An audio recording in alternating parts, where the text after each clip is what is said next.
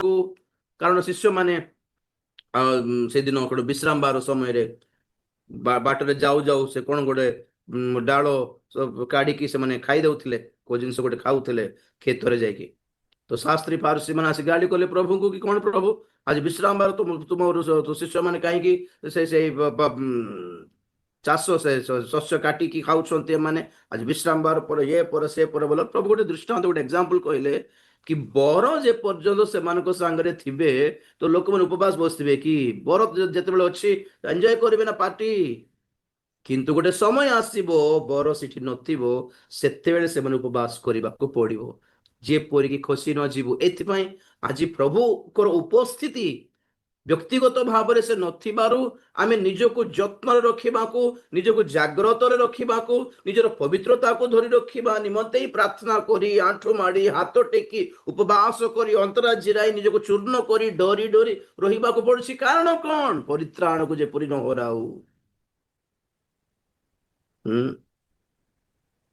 ପରିତ୍ରାଣକୁ ଯେପରି ଆମେ ମାନେ ନ ହରାଉ, ଏଥି ନିମନ୍ତେ ତ ପ୍ରଭୁ ଆମମାନଙ୍କୁ ସୂଚି ପବିତ୍ର କରିଦେଇଛନ୍ତି ଆଉ ଆମମାନଙ୍କୁ ଦାୟିତ୍ୱ ଦେଲେ କି ମୁଁ ଯାହା ତୁମକୁ ଧୋଇ ସାରିଛି ଆଉ ଥରେ ଅଶୁଚି ନ ହୁଅ। ପଢିବା ପ୍ରଥମ 20 ପଦରୁ ପଡୁଛି, ଦ୍ୱିତୀୟ ପିତର 2:20।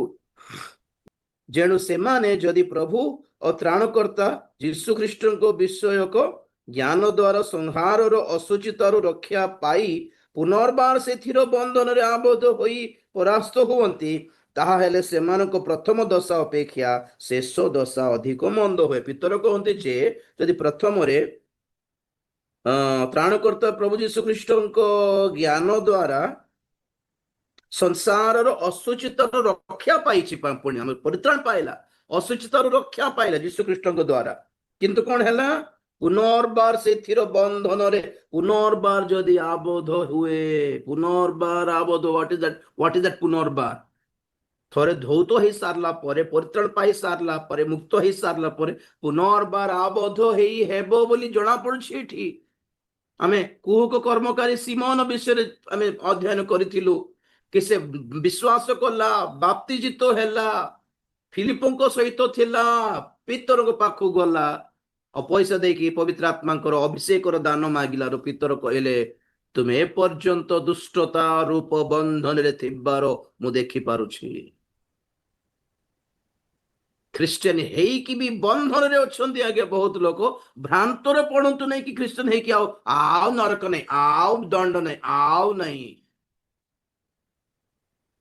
ପୁନର୍ବାର ଯଦି ଆବଦ୍ଧ ହୁଏ ତାହାର ଦଶା ପୁଣି ତାହାର ପ୍ରଥମ ଦଶା ଅପେକ୍ଷା ଶେଷ ଦଶା ଅଧିକ ମନ୍ଦ। ଏଥର ତାକୁ କେହି ରକ୍ଷା କରିପାରିବେ ନାହିଁ ବୋଲି ଅର୍ଥ। 21 ପଦ, କାରଣ ଧାର୍ମିକ ତାର ମାର୍ଗ ଜାଣି ଆପଣ ମାନଙ୍କ ନିକଟରେ ସମର୍ପିତ ପବିତ୍ର ଆଜ୍ଞାରୁ ବିମୁଖ ହେବା ଅପେକ୍ଷା ବରଂ ସେହି ମାର୍ଗ ନ ଜାଣିବା ସେମାନଙ୍କ ପକ୍ଷରେ ଭଲ ହେଇଥାନ୍ତା କି ନାହିଁ? ଧାର୍ମିକ ତାର ପଥର ପରିଚୟ ପାଇକି ବି ସେଥିରେ ନ ଚାଲିବା ଅପେକ୍ଷା ସେ ଧାର୍ମିକତା ପଥର ପରିଚୟ ହିଁ ନ ପାଇଲେ ଭଲ ହେଇଥାନ୍ତା ନା। ଏତେ ଶିକ୍ଷା ଶୁଣିକି ବି ନା ଏଟା ରାଙ୍ଗ ବୋଲି ତୁମେ ଭାବିବ, ନ ଶୁଣିବାର ଥିଲା, ଶୁଣି ସାରିଲା ପରେ କରିପାରି ନ ପାରି ନା ଏଟା ଭୁଲ ବୋଲି ନିଜକୁ ଡର ଲାଗି, ନିଜର ସବୁ ପାପ ସବୁ ଏକ୍ସପୋଜ ହେଇକି ଡର ପାଇଁ ନା ଏଟା ଭୁଲ ଶିକ୍ଷା, ଏପଟ ଶୁଣିବା, ସେଠି ଆଶୀର୍ବାଦ ଚାଲିଛି। ଲୋକମାନେ ବହୁତ ଜଣ ସେମିତି ହେଇଛନ୍ତି, ଶୁଣିକି ନିଜେ ବିଚାରିତ ହେଉଛନ୍ତି, ନ ଶୁଣିବାର ଭଲ ଥିଲା, ଆକ୍ଚୁଆଲି ଶାନ୍ତିରେ ରହିଥାନ୍ତେ। କାହିଁକି ଲୋକମାନଙ୍କ ମନରେ ଅଶାନ୍ତି ହେଇଯାଉଛି ବାକ୍ୟ ଶୁଣିକି? ମାନେ ଗୋଟେ ହେଲା ଶୁଣିଦେଲେ, ନ ଶୁଣିଲେ ବି କହିବାର ସୁଯୋଗ ଥାନ୍ତେ କି ପ୍ରଭୁ ଆମେ ଜାଣିନଥିଲେ, ଏମିତି ଗୋଟେ ଆମେ ତ କି ବୁଝାଇ ନାହାନ୍ତି, ଭଲ ହେଇଥାନ୍ତା। ସେତେବେଳେ ଶୁଣିକି ବି ନିଜ ମନରେ ତାକୁ ଠୁକରାଇକି ରିଜେକ୍ଟ କରିକି ମିଛ ବାକ୍ୟ ଶୁଣିକି ଗୋଟେ ଫେକ୍ ସାନ୍ତ୍ୱନା ଶାନ୍ତି ପାଉଛନ୍ତି, ଦେଉଛନ୍ତି ନିଜକୁ, କିନ୍ତୁ ମନ ଭିତରେ ଡର। ସତରେ ଯଦି ରାଜ ଭାଇଙ୍କର ବାକ୍ୟ ଯଦି ସତ ହେବ ତ କେମିତି କରିବାରେ, କେମିତି କରିବାରେ ବୋଲେ ହଉଥିଲେ। ସେଇ କଥା ଏତେ ଅଶାନ୍ତି କରି ଆଣିଦିଏ ଆଗେ ଲାଇଫରେ। 22 ପଦ, କୁକୁର ଆପଣା ବାନ୍ତି ଖାଇବାକୁ ଧୌତ ହେଇଥିବା ଘୁଷୁରୀ କାଦୁଅରେ ଲୋଟିବାକୁ ପୁନର୍ବାର ଫେରେ, ଏହି ସତ୍ୟ ଦୃଷ୍ଟାନ୍ତ ବାକ୍ୟ ସେମାନଙ୍କ ପ୍ରତି ଘଟିଅଛି। କାରି ପ୍ରତି?